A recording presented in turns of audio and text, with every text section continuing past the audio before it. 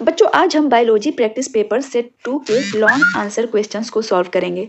इसके पहले हम objective questions, assertion and reason based questions, very short answer and short answer questions को solve कर चुके हैं।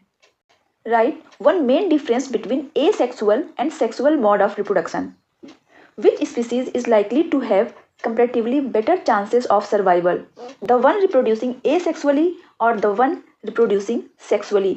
Give reason to justify your answer. Students same इसी क्वेश्चन को हमने बायोलॉजी प्रैक्टिस पेपर सेट 1 में सॉल्व किया था।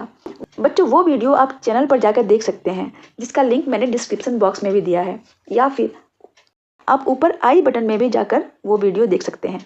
Section B, name the following. इसमें भी 2 पार्ट्स हैं। First, thread like non-reproductive structure present in rhizopus.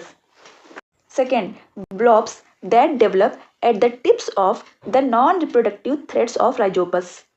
Students, rhizopus जिसे ब्रेड मोल्ड भी कहते हैं, एक फंगस है जिसमें मेनली 3 स्ट्रक्चर्स पाए जाते हैं: हाइफी, स्पोरेंजिया एंड स्पोर्स। बच्चों, राइजोपस की बॉडी थ्रेड लाइक स्ट्रक्चर का बना होता है। ये इन्वायरमेंट से न्यूट्रिएंट्स एब्जॉर्ब करता है और उसे फंगस की पूरी बॉडी में ट्रांसपोर्ट करता है। ये फंगस का नॉन रिप्रोडक्टिव पार्ट है। Second, sporangia.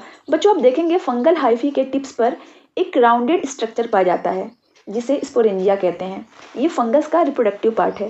Third, spores. Sporangia के अंदर छोटे छोटे स्पोरेंजियो स्पोर्स पाए जाते हैं। ये स्पोर्स फेवरेबल कंडीशन में जर्मिनेट करके एक नया इंडिविजुअल बनाते हैं। तो पहले क्वेश्चन का आंसर है हाइफी और दूसरे क्वेश्चन का आंसर होगा sporangium.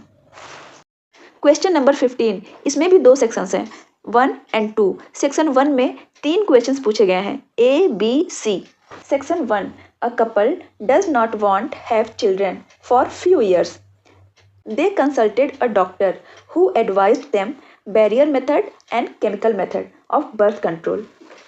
Yet another couple who already have 2 children also consulted doctor for some permanent solution to avoid unwanted pregnancy. Doctor advised them surgical method of birth control. A. Write any 2 barrier methods of birth control. B. What is the side effect of taking contraceptive pills? C.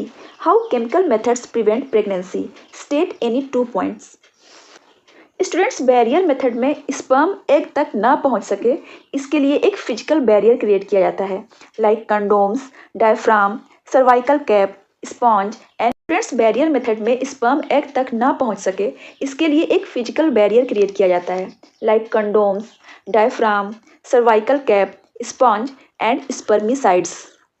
तो बच्चों, आपको इन सारे examples में से कोई 2 नाम ही mention करने हैं। बी, बच्चों, प्रेगनेंसी अवॉइड करने का एक और मेथड है हार्मोनल मेथड। इसमें फीमेल्स की बॉडी के हार्मोनल बैलेंस को ही चेंज कर दिया जाता है ताकि बॉडी में एक रिलीज ही ना हो और फर्टिलाइजेशन प्रोसेस रुक जाए।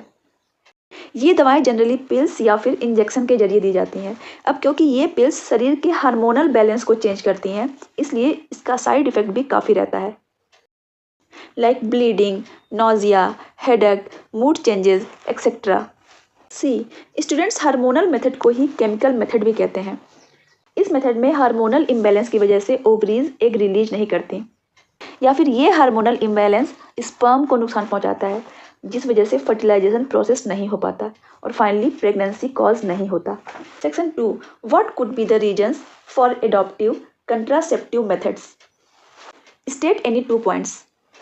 बच्चों, कंट्रासेप्टिव मेथड एडॉप्ट करने की मेनली 3 वजह हैं: अनवांटेड प्रेगनेंसी अवॉइड करना, पॉपुलेशन कंट्रोल करना और तीसरा सेक्सुअली ट्रांसमिटेड डिजीज़ को कंट्रोल करना। तो बच्चों, आपको इन तीनों कारणों में से कोई 2 कारण ही मेंशन करने हैं।